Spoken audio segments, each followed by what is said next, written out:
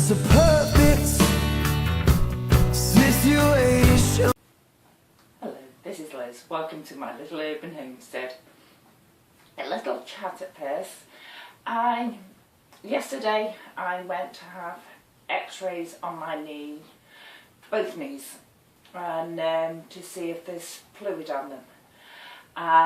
So it's going to be a couple of weeks until I find out how they're actually going.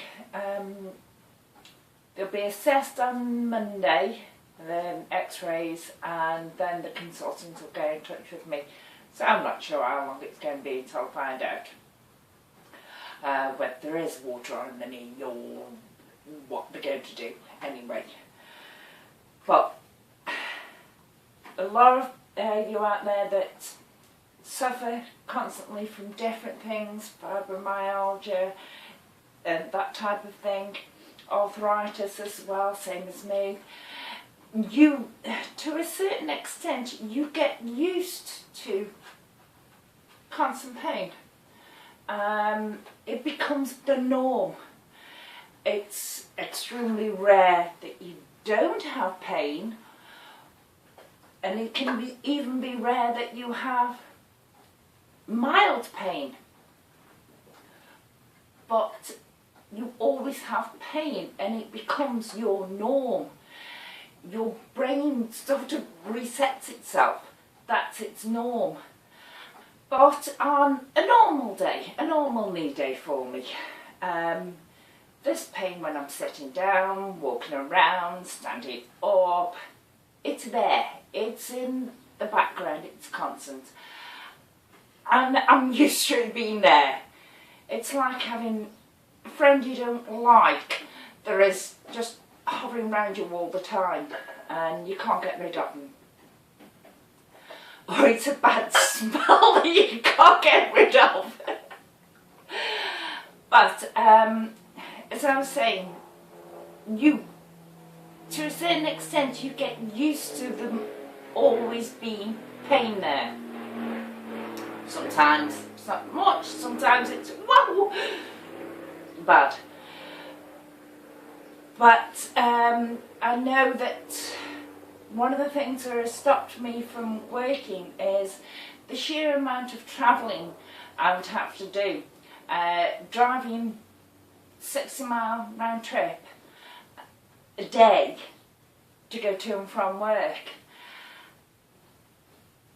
is an impossibility. And I thought that even if I car shared, somebody else did the driving and I sat in the passenger seat, it still makes my knees ache. I found out for sure yesterday. It was only about 25 miles to the hospital that they'd appointed to take the x-rays for my knees, and 25 miles back. But they ached like mad, and even to the point of last night I was tired, but because of the pains and the waves of pain going through them, it stopped me from sleeping until the early hours of the morning. Luckily I've got the 4 hens roosting and I was able to join in with the chat there, and also I fell asleep listening to them. But what I'm trying to say is that because you get used to the constant pain, it is now your norm. When you actually push them too much, by doing too much, or in my case yesterday, sitting in the passenger seat in a car cramped up for long, and our car is not small. I suffer for it, and it just brings it home to you how bad they are, because I'd sort of got my head around it and that was my new norm. I don't think of it as them being too bad. and I am still suffering today for it. Even sitting down. But forced myself, because Mason, I have to take him for a walk. So while we were out for a walk, picked a few more elderflowers, and I do a wine out of them, elderflower champagne, I think, because it's coming to the end of the elderflower season, so I'll do a champagne.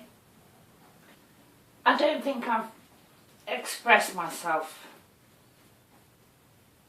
I can't find the words. It's just how you feel. You get used to how the way you change, and that pain is your constant companion, even though you don't like them. It becomes your norm. So when you push it and the pain level ramps up, it shocks you into realising that they are bad. But they aren't as good as you thought they were, because it's now your norm. But like I said, I'm not expressing it right because I just can't find the words. It's how I am, how I feel. My norm is my pain companion, and now and again that companion bites me and hurts. Right. I still have to do things, such as taking Mason for a walk, and the reason I'm looking down is because he's here. I'm going to get him. Here he is, my other constant companion. And yes, he can be a pain as well. But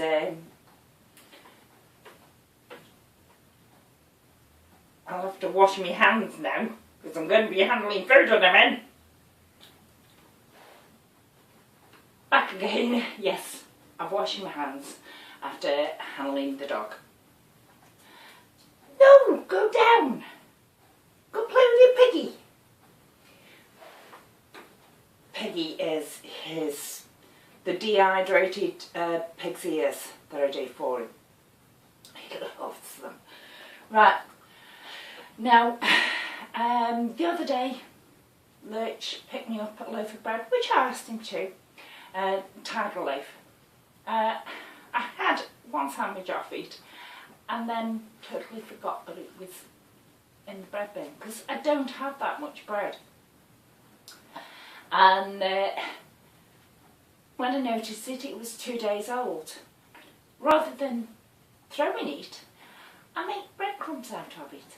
And it gobsmacks me that breadcrumbs are on sale in the shops and people buy them. Obviously they must buy them because they still put them on the shelves. No, Mason. And breadcrumbs are the easiest thing to make. Now, pulled some chicken out of the freezer that we'll be having tomorrow for tea.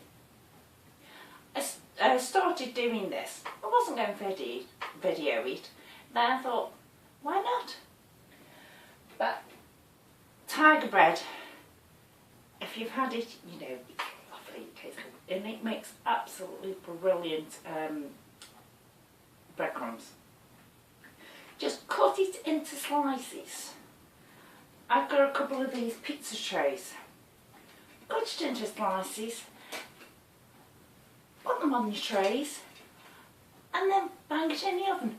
Whenever you're cooking anything else, I've been cooking some things this morning, so the oven was on, so I put these 2 trays in the bottom of the oven, and it's now dried out.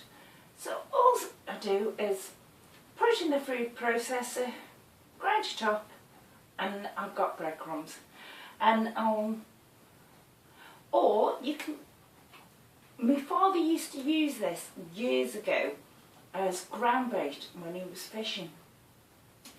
he used to have my mother pour old stale bread in the oven, exactly the same as I've done these, and then he'd put it in bags, and me and my brother would sit there with a rolling pin and roll it until it all broke up. And my father used to use that as ground bait when he was fishing. So that's another way you could do it. If you haven't got a processor, just put it in a bag and bash it with a rolling pin. Break it up somehow and then put it in a jar. And like I said, I know I'm doing chicken and breadcrumbs tomorrow. So I'll get one of my jars, put it in there. It's all ready for use tomorrow. If there are a couple of ways you can do this, you can make your breadcrumbs up, as I've just said, put them in the freezer. If you know you're not going to use them, in the next week or so, make your breadcrumbs as normal, put them in the oven, grind them all up, put them in freezer bags and freeze them. Then whenever you want breadcrumbs on fish or chicken or anything, just get a bag of them out and you've got breadcrumbs ready. Or you can save the bread. So while it's still whole, you can put it in the freezer. Or,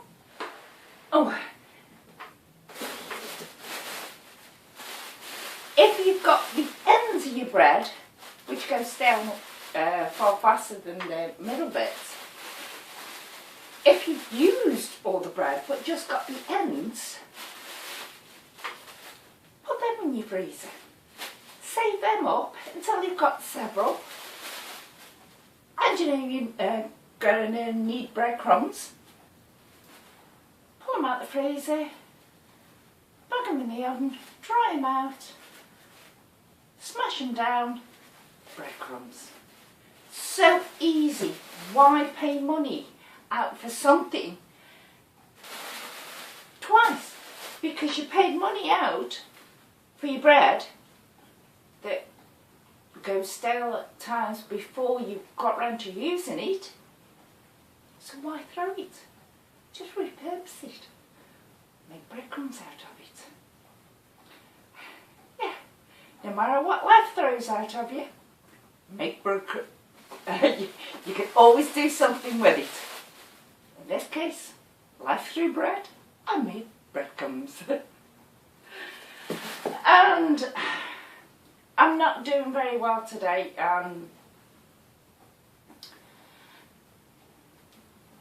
Talking about things, it's as though I have lost the ability to make sentences.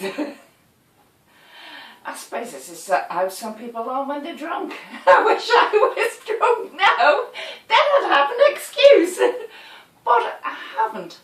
So all I can say is, listen down. Possibly with the pain level being high, and I haven't yet had painkillers for it, that's why my brain is not functioning too well.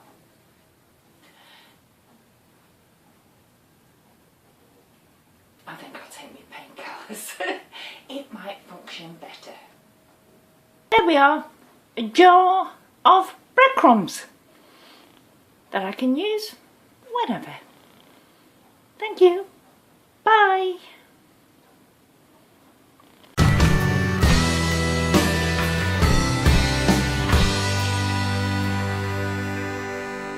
It's a